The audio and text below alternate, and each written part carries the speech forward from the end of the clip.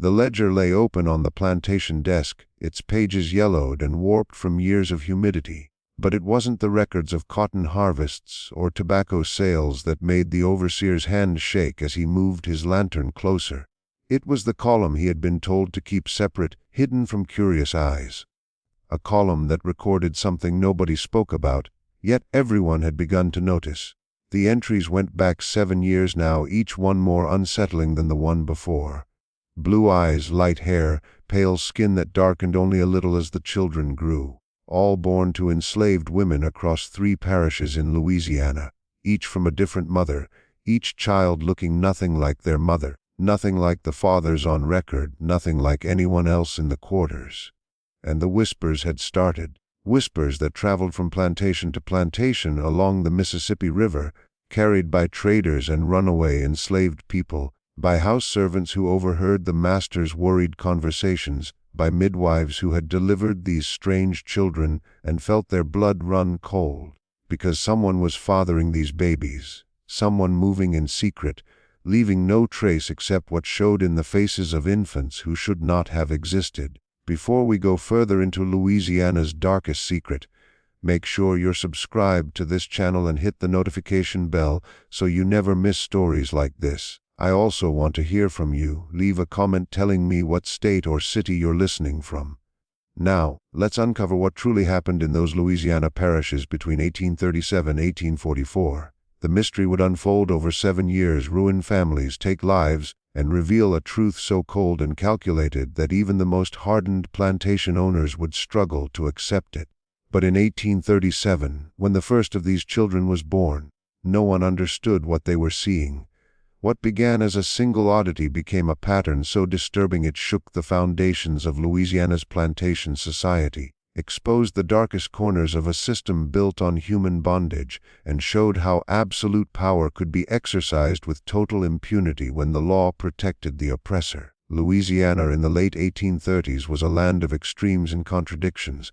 New Orleans thrived as one of America's richest cities. Its port brought in sugar, cotton, and enslaved people by the thousands. French and Spanish colonial culture still shaped the architecture, the streets, and the language. Creole French mixed with English, Spanish, and African languages to form a tapestry unique to the region. Theaters hosted opera and ballet. Restaurants served food that reveled Paris. Ballrooms sparkled with chandeliers imported from Europe. But beyond the gaslit streets and grand homes, beyond manicured gardens and elegant facades, the plantation economy ruled completely. The parishes north of New Orleans, St. James, St. John the Baptist, and Ascension formed the heart of sugar country. These plantations were not the vast cotton estates of Mississippi or Alabama, where enslaved people often worked far apart. Sugar demanded a different labor rhythm, a different intensity, a harsher cruelty. Cane had to be cut and processed in a narrow window before frost could ruin it. From October through December, the grinding season, every plantation became a factory running day and night. Enslaved people labored in shifts lasting 18, 20, sometimes 22 hours. They cut cane under the hot November sun, hauled it to the mills, fed it into the rollers, boiled the juice in enormous kettles, stirred the thickening sugar, packed it into hogsheads for shipping. The machinery was deadly. Mills could catch clothing hair or limbs, pulling workers into the rollers before anyone could react. Boiling sugar could splash, causing burns that reached to the bone. Exhaustion led to accidents, mistakes, deaths that plantation ledgers recorded as property losses, calculated against profit margins. Mortality among enslaved people on Louisiana sugar plantations was the highest in the South. Owners knew this. They calculated it into their profits. It was cheaper to work people to death and replace them than to keep them alive at a sustainable pace. This was the world into which these strange children were born, a world where humans were reduced to units of labor, where their bodies were not their own, where the law gave them no protection. The parishes were densely populated compared to other plantation regions. Properties were close together along the river, sometimes separated by just a line of cypress trees or a narrow bayou. The river was the highway, the lifeline, the link between plantations. Steamboats moved constantly, carrying goods, mail, passengers, news. Information spread quickly here. A birth on one plantation would be known on 3 others by morning. A death, a sale, a punishment, all became common knowledge almost immediately. This connectedness made the mystery even more alarming. When the unusual births began, they didn't happen alone. They formed a pattern, and patterns suggested intention. The first plantation to record such a birth was Bellemal, a mid-sized sugar operation owned by the Duchamp family. They had held the land for 3 generations since Spanish colonial times. The main house was built in Creole style, raised on brick pillars to protect against flooding, with wide galleries around both floors. Moss, draped oak trees lined the river road. Behind the house, the sugar works stretched out, the mill building, the boiling house, the curing sheds, the cooper's shop for making barrels. Beyond a screen of trees sat the quarters, 2 rows of cabins facing each other across a dirt path. Each cabin held multiple families, sometimes 10 or 12 people in a single room. No privacy, no space, no comfort, only survival. The Duchamp family included Philip Duchamp, his wife Celeste, and their 3 children. Philip was 48 in 1837, a thin, nervous man who had inherited the plantation from his father. He managed it with constant anxiety, worrying about crop yields, sugar prices, Cuban competition, and the debts he had taken to expand. He feared slave rebellions, abolitionists, and political changes that threatened the system his wealth depended on. His overseer, Vincent Habert, was 32 and had worked at Bellemal for 6 years. Habert was unusual among overseers. He read and wrote fluently in French and English, kept meticulous records, and was firm without unnecessary cruelty. He maximized productivity through organization rather than terror. This made him valuable to Duchamp, who lacked the stomach for the violence other owners deemed necessary. Habert lived in a small house between the main residence and the quarters, positioned to watch both. He rose before dawn, made his rounds, assigned work, tracked progress, and recorded everything. He knew every enslaved person by name, their skills, weaknesses, family ties. Knowledge was power, and Habert wielded it carefully. He was the first to notice the anomaly in March 1837, and he would spend the next 7 years trying to understand it. The child was born just before dawn on March 14, 1837, delivered by an elderly enslaved midwife named Josephine. She had delivered more than 200 babies in her 60-some years. Born in St. Domingue before the Revolution, brought to Louisiana as a young woman, she had survived the transition from French to American rule, multiple changes in ownership, the deaths of her own children, and the endless grinding labor of the sugar harvest. She had seen every complication and tragedy childbirth could bring: stillbirths, breech births, mothers bleeding out, twins tangled together, infections that became fatal. She had learned to keep her face neutral, show no emotion, do the work, and move on. But when she cleaned the newborn girl and saw her features in the lamp's glow, she felt something rare, genuine fear. The mother was Marie, a dark-skinned, strong 23-year-old woman who had been born on Bellemal and knew no other life. Her mother had died in the sugar house when Marie was 12, pulled into the grinding mill. She had watched, unable to help, and had never spoken much since. Marie had been paired with a man named Thomas at 18, arranged by Habert to produce children who would become plantation property. Thomas was 25, strong, reliable, a field hand. They shared one corner of a cabin with 3 other families. Marie had already had 1 child, a boy named Jack, now 4, who looked like both parents, dark skin, dark eyes, tightly coiled hair. This second child should have looked the same. But when Josephine wiped the newborn clean and held her to the lamp, she saw pale skin, hair so blonde it was almost eyes pale like a clear winter sky. Josephine quickly wrapped the child, her mind spinning. She had heard stories, of course, passed down by older midwives, stories that stretched across generations. Stories of children born who looked different from their parents, explained away by distant ancestry, by hidden traits carried in the blood.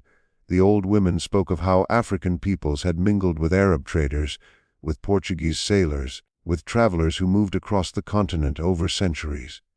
Occasionally, those far-off mixtures would reappear, they said, producing a child with lighter skin or unfamiliar features. But this was not that. This was not just a slightly lighter skin tone or a looser curl. This child looked like she had been born to a Swedish family, not to Marie. The features were fully European.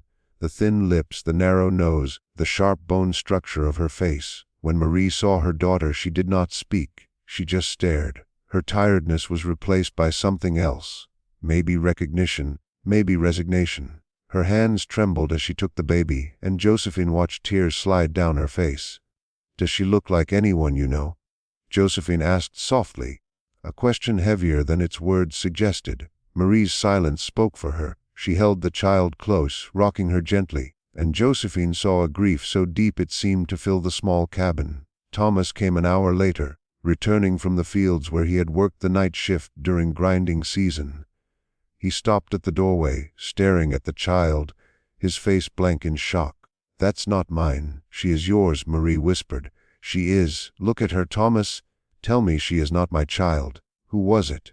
His voice rose, dangerous and sharp. "No one," Marie said, voice breaking. "I swear to you, no one. I don't understand this. I don't understand." Josephine stepped between them. "It happens sometimes," she said, though she herself did not fully believe it. "Old blood returning, ancestors from long ago." Thomas stared at the baby, at Marie, at Josephine. Then he turned and walked out without another word. By midday, the news of the birth had spread across Belmont. Word traveled like wildfire. People crowded into the cabin, staring at the impossible child. Some whispered about curses, spirits, punishments from God. Others were silent, faces troubled, as if they understood something they could not say. By evening, the news had reached neighboring plantations, carried by enslaved people with relatives on other estates, by traders moving along the river, by the quiet web of communication running beneath plantation life. By the end of the week, Vincent Hebert had been called to the main house to explain the situation to Monsieur Duchamp. He walked up the oak-lined drive with a sinking heart. He had already questioned Marie gently at first, then with more pressure. She insisted she had been with no one but Thomas. She swore it, even as tears ran down her cheeks and she held her strange-looking child. He had questioned Thomas, who refused to acknowledge the baby as his, moving out of the cabin and requesting a new work assignment. He had questioned other enslaved people who lived nearby. No one had any useful information, or if they did not share it. Duchamp was pacing when Hebert arrived, thin face pinched with worry. The study smelled of old books and pipe tobacco. A portrait of Duchamp's father hung over the fireplace, stern and judging. "Sit down, Hebert. Tell me what happened." Hebert took the chair opposite Duchamp and explained everything he knew. The birth, the child's appearance, Marie's insistence that she had been with only Thomas, the lack of evidence suggesting otherwise. "It's not possible," Duchamp said, pacing again. "Thomas is the father." He pulled out a ledger and flipped through the pages. Marie and Thomas paired in 1832. First child born 1833. This is the second. Thomas is the father. "Yes, sir," Hebert replied carefully. "The records say so. But the child," Duchamp interrupted, anxiety sharp in his voice. "There must be a reason. Mixed ancestry, maybe a distant relative. These things happen. Sir, I've seen mixed ancestry before. This is not that. This child looks fully European." Duchamp stopped pacing, staring at Hebert. "What are you implying?" "I am not implying anything, sir. I am only reporting what I see. If you are suggesting that someone—" Duchamp did not finish the sentence, the idea too dangerous, too scandalous. "I am not suggesting anything, sir. I am asking what you want me to do." Duchamp sank into his chair, suddenly older, more wary. "Record the birth. Note the unusual appearance. Thomas remains the father of record. Is that clear?" "Yes, sir. And Hebert, I do not want this discussed, not with other overseers, not with anyone. It is private. An anomaly, nothing more." "Yes, sir." Hebert left with a troubled mind. He understood Duchamp's position. Any suggestion that a white man had fathered a child with an enslaved woman would be scandalous, though not unheard of. The real issue was that Marie insisted she had been with no one but Thomas. If the child was not Thomas's, then something had happened to Marie without consent. That meant someone had violated her, raising questions about security, about control, about the rules meant to govern plantation life. It meant someone had access to the women's quarters without oversight.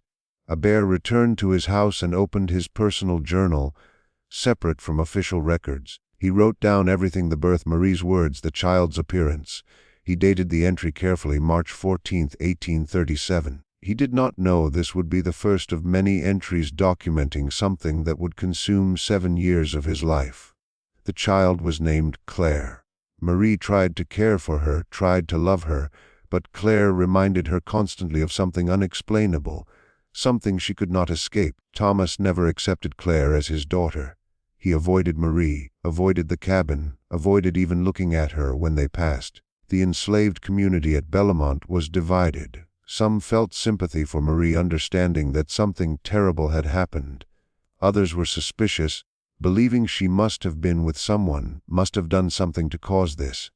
A few were fearful, sensing that Claire's very existence was dangerous, threatening everyone. Claire grew healthy, meeting all normal milestones, but her appearance became more striking with age. Her hair thickened and turned blonde. Her eyes stayed startlingly blue. Her skin remained pale, burning quickly under the Louisiana sun. By 6 months, she looked like a Nordic child lost in a Louisiana plantation, her presence impossible to ignore. 14 months after Claire's birth, it happened again. A child was born on Riverside Plantation, 6 miles upriver from Belmont. Riverside was larger, with more land under cultivation, more enslaved people. The owner, Etienne Browser, 55, a second-generation planter who had made his fortune in sugar, was known for running a profitable plantation, and for his temper, for his readiness to use violence to maintain control, for his belief that fear kept people productive. His overseer, Gideon Frost, 40, from Virginia, tall and broad-shouldered, with sun-weathered skin, carried a whip at his belt and was not afraid to use it. The enslaved people of Riverside feared him, as he believed fear was the key to order. The mother was Deline, 20, who worked in the main house as a lairess. Selected for her quiet efficiency, her invisibility.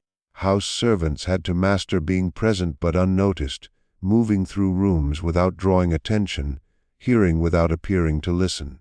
Deline had been born in the Natchez district and sold to Riverside at 15, separated from her mother and 2 younger siblings, never to see them again. The loss left her hollow, filled with work, routine, and small comforts, a quiet moment, a full meal, the absence of pain.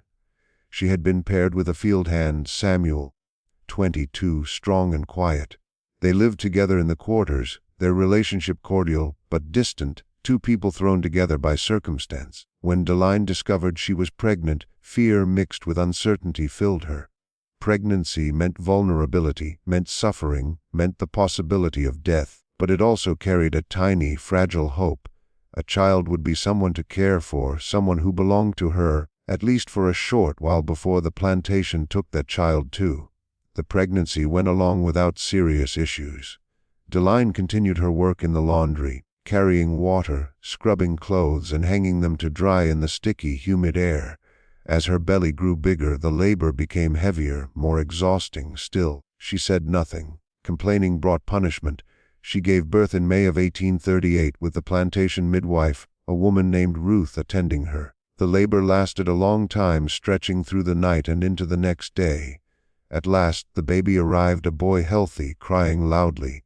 Ruth cleaned him carefully, but then froze. Her hands stopped moving and her face went pale. "What is it?" Deline asked, worn out, reaching for her son. "What's wrong?" Ruth didn't speak. She only handed the baby over to Deline and stepped back, her face troubled.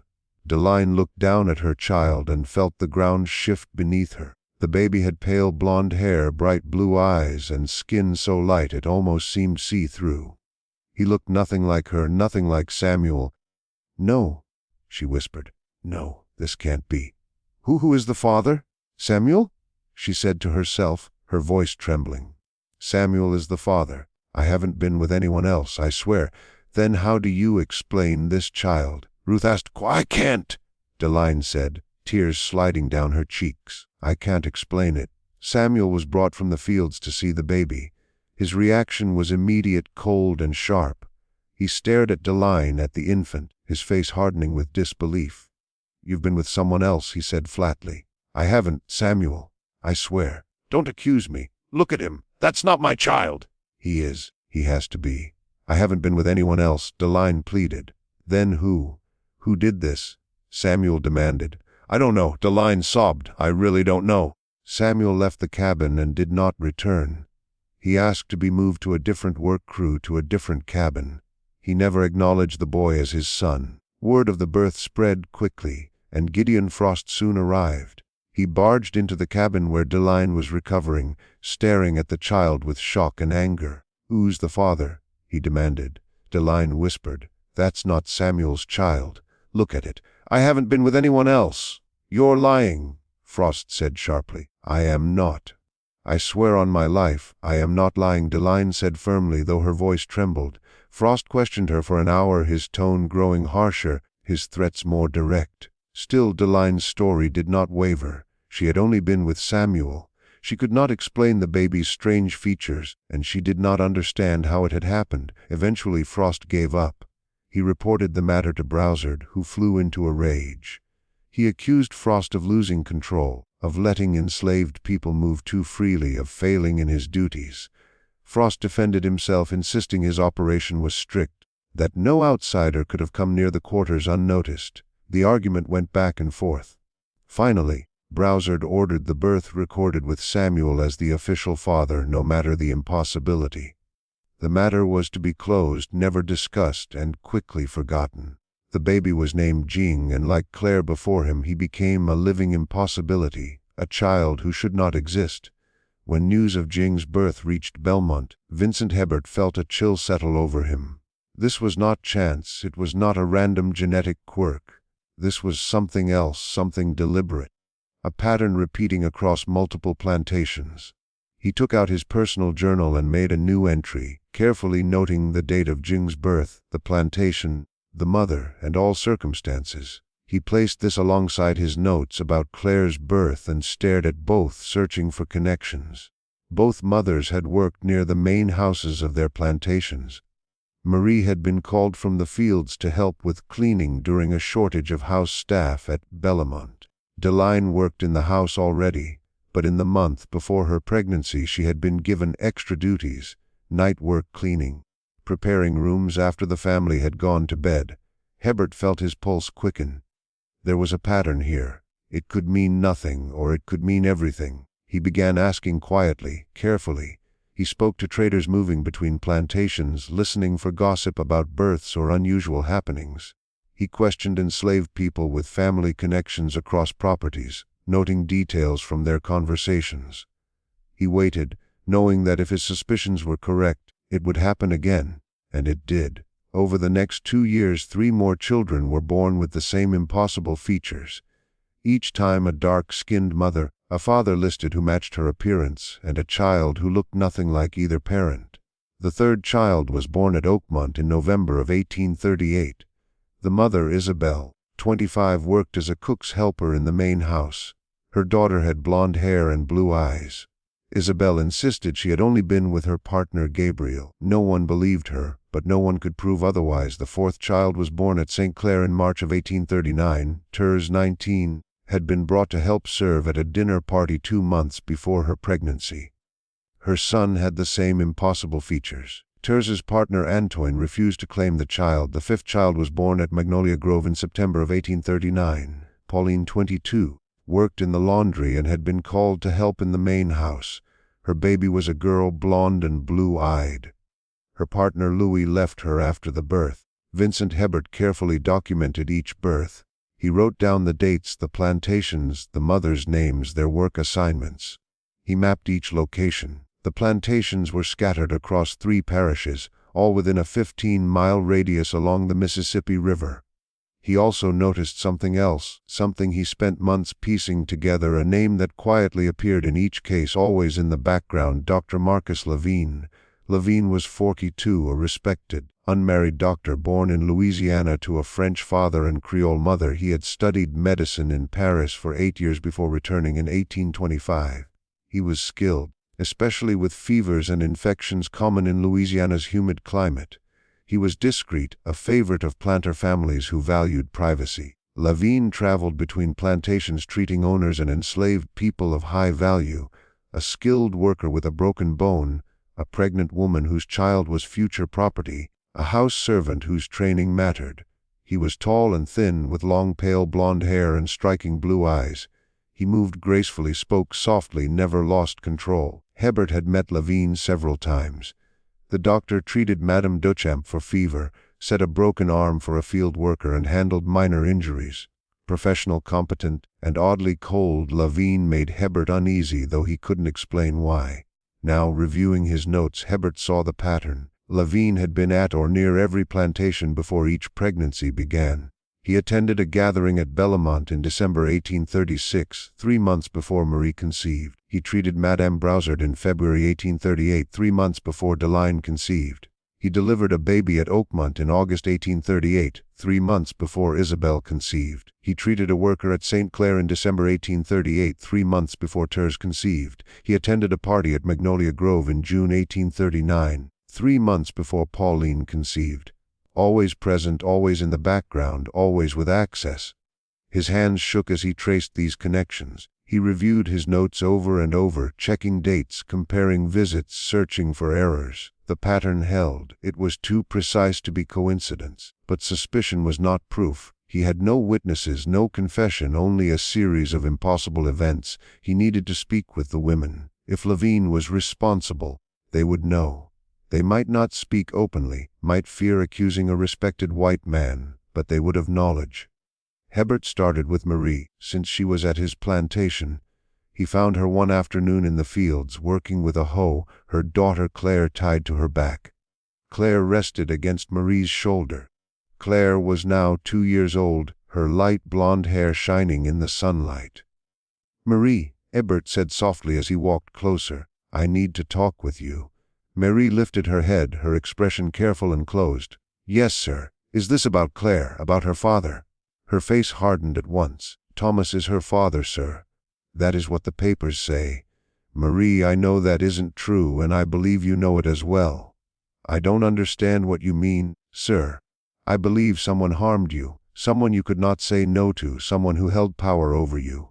Marie did not speak for a long time. Then she said in a very low voice, "Even if that were true, sir, what would it change? I am property. Property cannot be harmed. Property cannot refuse. Property has no rights." She paused and then said, "I have nothing else to say, sir. Thomas is Claire's father. That is what the records show." She turned back to her work, and Hebert knew there would be no more words from her. The barrier she had built around this truth could not be broken. He tried again with other women. He traveled to nearby plantations under different excuses, finding moments to speak with Delphine, with Isabelle, with Tezet, with Pauline. Each talk ended the same way. Every woman said she had been with no one except the man listed as her partner. They all said there was nothing more to tell.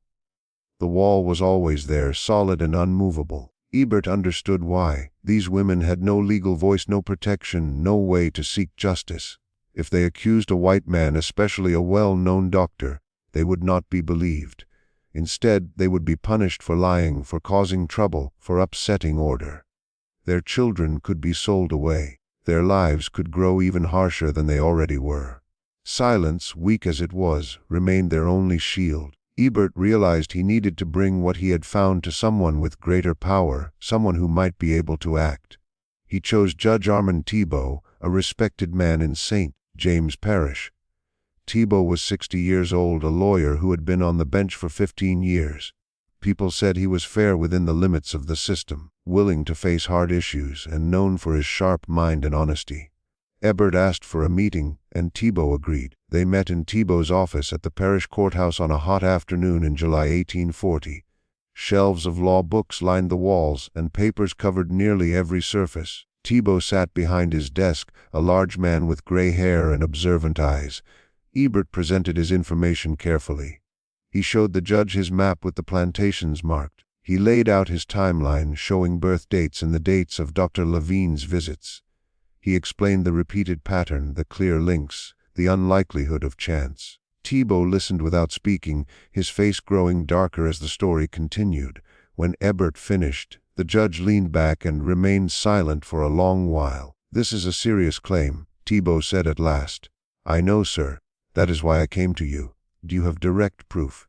Any statements from the women?" "No, sir. They will not speak, or they cannot. I have tried." Thibault stood and walked to the window, looking down at the street. The courthouse stood in the center of the parish town. which served the nearby plantations. Wagons rolled past, horses clopped along, and people moved through their daily routines. "You understand what you are suggesting," Thibault said, still facing away. "Dr. Levine is respected here. His family has lived here for generations. His father was a successful merchant. His mother came from an old Creole family. To accuse him without firm proof would ruin his name, his work, his entire." "I understand, sir, but the children are real. The pattern is real. Patterns can happen by chance. 5 times, sir. Across 5 plantations, in 2 years, all linked to the same man." Thibault turned back to him. "Even if you are correct, even if Dr. Levine is responsible, what law has he broken? You said yourself the women will not testify. Without that, there is no case." He stopped speaking, and Ebert understood what he left unsaid. Even if they testified, enslaved women had no standing in court.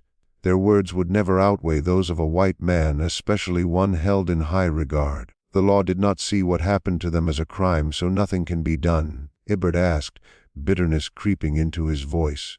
"I did not say that," Thibault replied. "I will make quiet inquiries. I will speak to a few plantation owners and ask questions. But I want you to stop your investigation. If rumors spread without proof, it could cause fear and damage we cannot control." "Do you understand?" "Yes, sir," returned de Bellamo. "Speak of this to no one. Leave it to me." Ebert left the courthouse feeling both relieved and frustrated. He had done all he could, yet he felt certain the truth would be buried beneath reputation and status. He was right. Judge Thibault did make inquiries, but they were so careful they left almost no trace.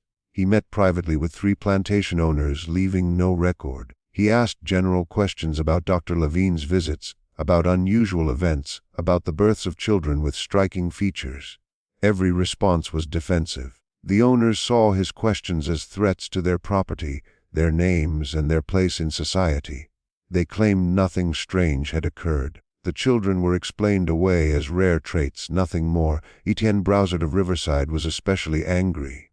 He met Thibault in his study, a room dominated by a heavy desk and portraits of ancestors. "Are you saying I don't know what happens on my own land?" Brousard demanded, his face red. "That I cannot control my own people. This is an insult, Armand. I am saying nothing of the sort." Thibault answered calmly. "I am only following up on concerns brought to me." "Concerns? Babies with light skin. That happens. Old bloodlines, mixed ancestry. It is not rare. 5 children in 2 years, Etienne, all on different plantations, all with the same features. Coincidence? Nothing more. And every mother had contact with Dr. Levine before conception." Brousard's face went pale. "What are you suggesting?" "Nothing. I am stating facts." Didron. "Levine is a good man. He has treated my family for years. He is beyond suspicion. I am sure he is. But the pattern—" "There is no pattern," Brousard cut in. "And I will not have you spreading talk that could harm his name or mine." "Is that clear?" Thibault understood. He saw that truth mattered less than reputation, and pushing further would only create powerful enemies. The other owners reacted much the same way. Within 2 weeks, Thibault sent word to Ebert that the matter was closed due to lack of evidence. Ebert accepted the news with bitter acceptance. He locked his notes away and tried to return to his duties. But the births continued. In November 1840, another child was born at Sweetwater, a small plantation 8 miles south of Belle that grew indigo. The owner was a widow, Madame Hebert, assisted by her son. The mother, Cécile, was 24 and worked both in the fields and the sugar house. The baby was a boy with blonde hair and blue eyes. Cécile's partner, Joseph, refused to claim him. Levine had visited Sweetwater 3 months earlier to treat Madame Hebert's son and stayed for 2 days. In March 1841, another child was born at Riverside. The mother was Lisette, 21, a field worker. The baby was a girl with the same clear features. Lisette's partner left her afterward. Levine had attended a gathering there in December 1840. In August 1841, Oakmont saw another birth. Margaret, 23, who worked in the main house, gave birth to a boy. Her partner Henry would not speak to her again. Dr. Levine had visited Oakmont in May to treat an injured worker. In January 1842, a girl was born at Cypress Point, 10 miles north of Belle. Her mother, Adele, was 20. Her partner asked to be transferred elsewhere. Dr. Levine had attended a dinner there in October 1841. The pattern continued, steady and impossible to deny. Vincent Ibert recorded every birth in his private journal. Even after being ordered to stop, he could not turn away from the truth. The pattern kept growing. Punctuation had been too precise, too careful. 9 children now existed, all with the same impossible traits, all somehow linked to Dr. Levine. And with each new child born, the whispers only grew louder. The enslaved community could feel that something was wrong. They couldn't speak openly, couldn't accuse anyone directly, couldn't demand justice, but they knew the truth, and they began finding ways to protect themselves. Women started refusing assignments to the main houses. They said they were sick, claimed injuries, or invented any excuse they could to avoid being called from the quarters. When pressed, they grew sullen, resistant, and uncooperative. The overseers noticed this defiance and responded with punishment. Women were whipped for refusing work, for pretending to be ill, for disobedience. Yet the resistance continued. The women seemed ready to take the punishment rather than risk being called to the main houses. This refusal caused serious problems for plantation operations. House servants were crucial for the smooth running of the main houses. Laundry had to be washed, meals had to be cooked, rooms had to be cleaned. When women refused these duties, the workload fell to others, causing resentment and disorder. The tension on the plantations became almost tangible. Productivity decreased. Small acts of defiance multiplied, tools were damaged, work slowed. Minor acts of sabotage occurred that could not be traced directly, but together created major disruptions. Plantation owners blamed the overseers for losing control. Overseers blamed the enslaved workers for being lazy and disobedient. No one wanted to admit the real reason for the unrest, except for Vincent Hebert. He could see what was happening and understood the fear behind it.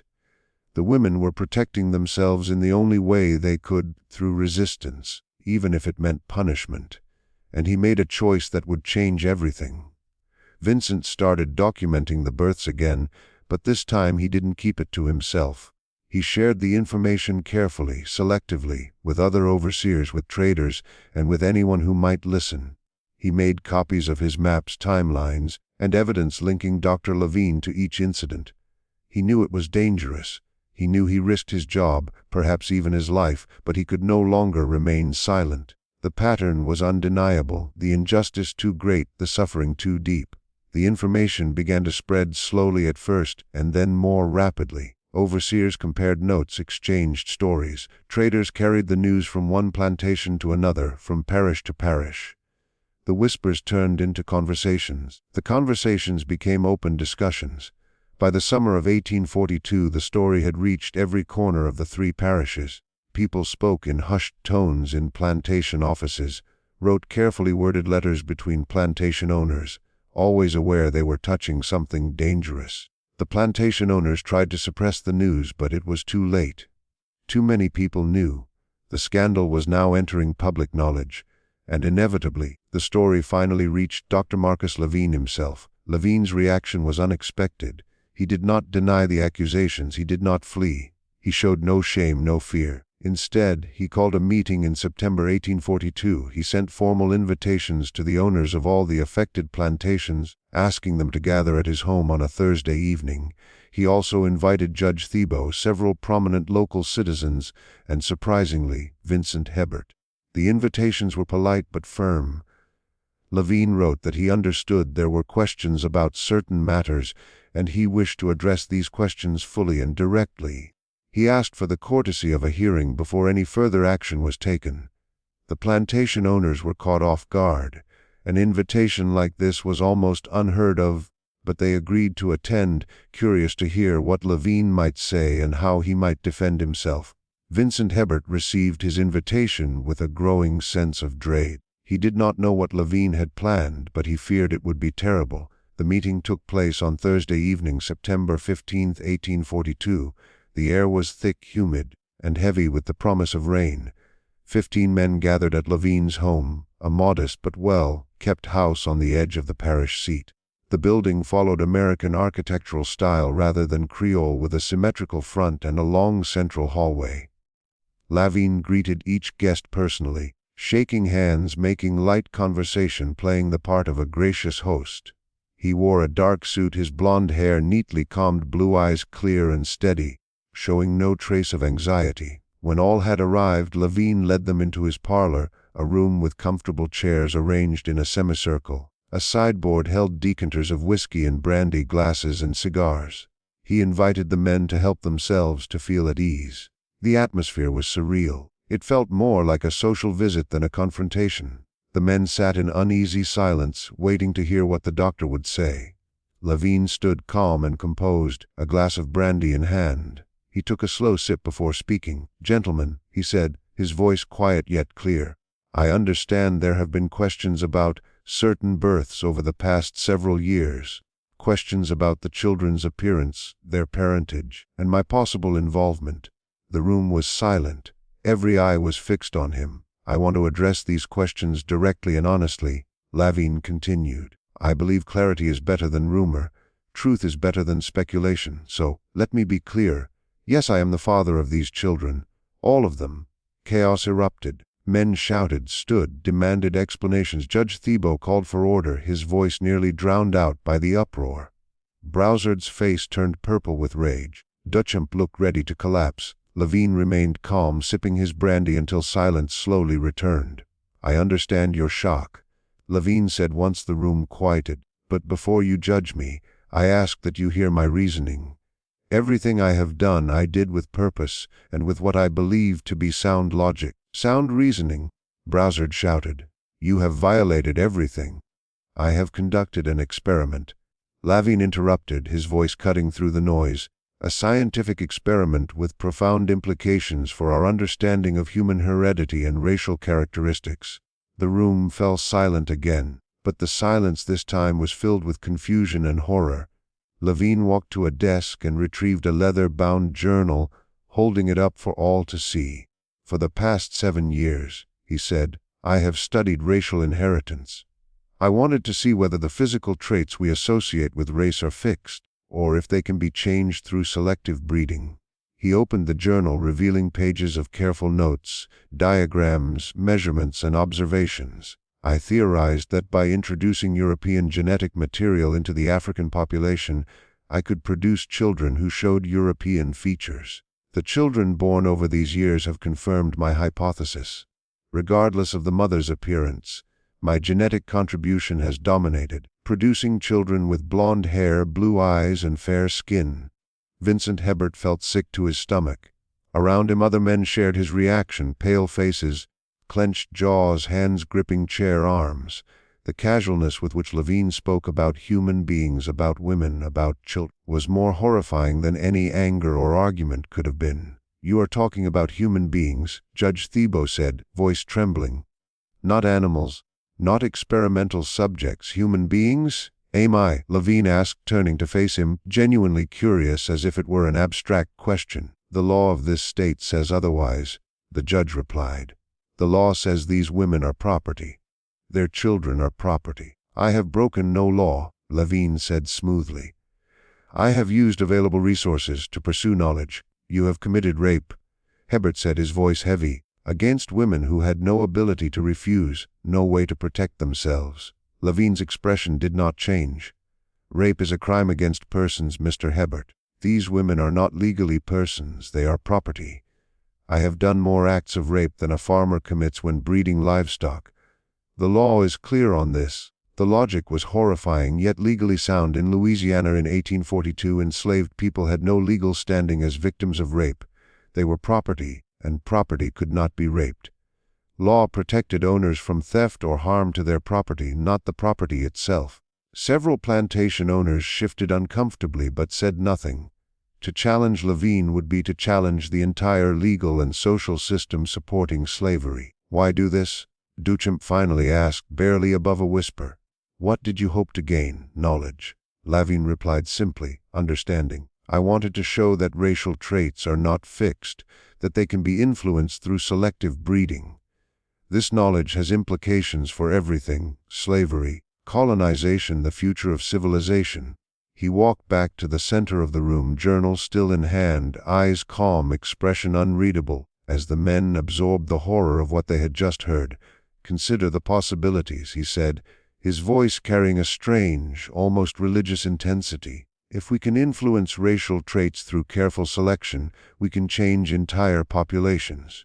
We can create workers perfectly adapted to specific climates, skilled for certain tasks. We can remove traits that are undesirable and enhance those we value. We can shape the future of humanity itself. You're insane, someone muttered under their breath, shaking their head. I am a scientist, Levine said firmly, his eyes steady. And my experiment has worked. The children exist. The evidence cannot be denied. I have proven that European traits dominate African traits in mixed offspring. This is vital knowledge, gentlemen. Knowledge that could advance our understanding of human biology, heredity, even the nature of race itself. This is not theory, it is reality. And reality, whether comfortable or not, must be faced. Judge Thibault rose slowly, his face red with anger and something else, horror perhaps, or deep disgust. Dr. Levine, he said, his voice sharp and cold, no matter what legal loopholes you think exist, what you have done is morally wrong. You have caused enormous suffering to women who had no way to refuse you. You have destroyed families, disrupted plantations, and created a scandal that will haunt this region for decades. What you call science is a violation of humanity. I have created knowledge, Levine said evenly, almost serenely. What you do with that knowledge is not my concern. I have documented everything in this journal and others, my methods, my observations, my conclusions. This information will be invaluable to future scientists, to future generations. The consequences of this knowledge are theirs to decide. You will leave this parish, Thibault said, his hands gripping the edges of his desk. You will stop your practice here, sell your property and go. If you refuse, I will find a way to charge you. Legal technicalities be damned. I will make your life here impossible. Levine's lips curved into a faint, unsettling smile. I have already made arrangements to leave, Judge T. Bolt. My work here is complete. I have collected sufficient data. I am moving to Texas to continue my research on a larger scale. The frontier offers opportunities that cannot be found in these settled regions. Get out, Browsard shouted, his voice trembling with fury. Get out of this parish. Get out of Louisiana, and if I ever see you again, I will make sure you regret it, personally. Levine set down his brandy glass and inclined his head slightly, as if accepting a compliment. I will be gone within the week, he said. Thank you for coming, gentlemen. I wanted you to know the full truth of what has happened. Rumors and gossip serve no one. The meeting dissolved into shouting threats and recriminations, but in the end, nothing could be done. Levine had broken no law. He could not be prosecuted or punished through official channels. The system that should have protected the women he violated instead protected him. Within 2 weeks he was gone. His house was sold to a merchant from New Orleans. His practice was transferred to another doctor. His furniture, his books, his personal effects were packed and shipped. He disappeared into the expanding American frontier, taking his journals, his data, and his terrifying certainty with him. The aftermath of Levine's revelation spread through the parishes like wildfire. Plantation owners tried to suppress the story, but it was too late. Too many people already knew. The scandal became common knowledge, whispered in New Orleans parlors, discussed on riverboats, carried in carefully written letters between planter families across Louisiana and beyond. The children remained, 13 of them by the time Levine left, ranging from newborns to 5 years old. They grew up in the quarters, their appearance marking them as living proof of what had been done to their mothers. The mothers dealt with their children in different ways. Some, like Marie, tried to love them despite everything. She held Claire close, sang to her, protected her as best she could, but there was always an invisible wall she could not break through. Every time she looked at Claire, she saw the violation, the helplessness, the night that changed everything. Others could not bear to look at their children at all. Deline at Riverside withdrew into herself after John's birth. She cared for him in a mechanical way, feeding him, keeping him clean, but showing no warmth or affection. When he reached for her, she turned away. When he cried, she passed him to another woman to comfort. The children sensed this rejection. Even as infants, they learned that they were different, unwanted, that their very existence caused pain. The fathers, the men recorded as the children's fathers, the men forced into relationships with these women, reacted with anger and avoidance. Thomas never acknowledged Claire. He avoided Marie, avoided the cabin where she lived, and never looked at the child when their paths crossed. Eventually, he requested a transfer to another plantation, and Duchamp granted it, relieved to remove a source of tension. Samuel at Riverside did the same, and so did Gabriel Antoine, Louis, Joseph, Michel, Hry, Francois, and the others. These men had been paired with women by their owners, forced into unions they did not choose. But they had built fragile lives together. The births destroyed those connections. The women were left alone, raising children who looked nothing like them, constant reminders of helplessness and powerlessness. The enslaved community was divided in response. Some people felt sympathy, understanding that something terrible had happened. They helped whenever possible, watching over the strange-looking children, sharing food, offering what comfort they could.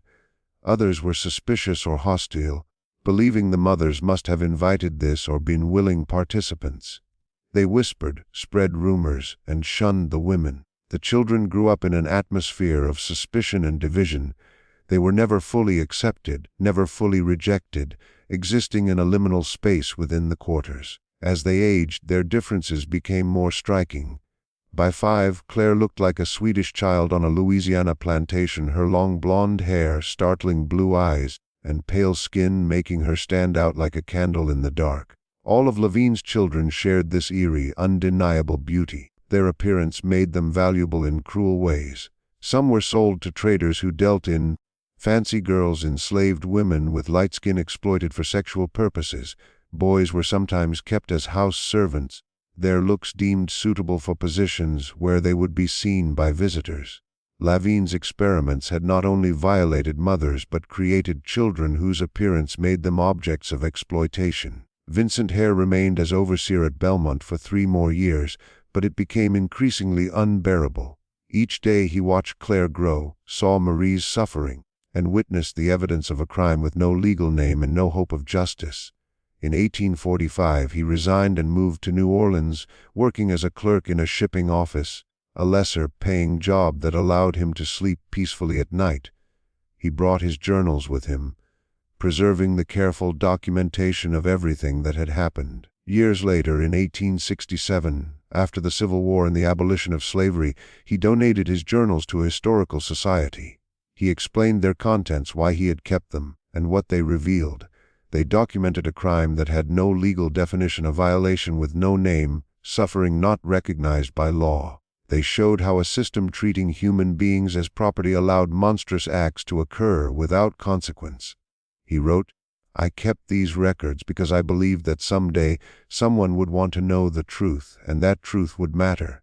The journals were filed away, seldom examined, a testament to a crime never officially acknowledged. Judge Thibault attempted legal action against Levine, but every lawyer he consulted gave the same answer. There was no case. No law had been broken. The women had no standing, and the plantation owners had no legal grounds to complain. Thibault spent months searching for any legal avenue, consulting books, colleagues, and scholars, but the answer remained the same. Under Louisiana law in 1842, Levine had committed no crime. This reality haunted Thibault for the rest of his life. He had believed in the law, believed the system could deliver justice, but Levine forced him to see that the law itself could be unjust, and that a legal system built on treating humans as property could never deliver justice. Thibault retired in 1850, citing health issues, and died in 1855, never the same after the Levine affair. Dr. Marcus Levine relocated to Texas, opening a new medical practice in a growing frontier town. He continued his research for at least another decade. Letters, birth records, and memories hint that the pattern continued: more children with impossible traits, more women who could not speak of what had happened. Levine died in 1856, aged 56. His lawyer, managing his estate, discovered the journals and was horrified. He destroyed them, burning every note, every observation. He wrote in his diary, "Some knowledge is too dangerous to preserve. Some truths are too monstrous for future generations." The work was gone, erased, but the children remained, living proof of what had happened, and reminders of the suffering and injustice that no law could touch. Evidence of Levine's experiments lived on in the faces of 13 children in Louisiana and an unknown number in Texas. These children grew up, had children of their own, and passed on the genes that Levine had introduced into their families.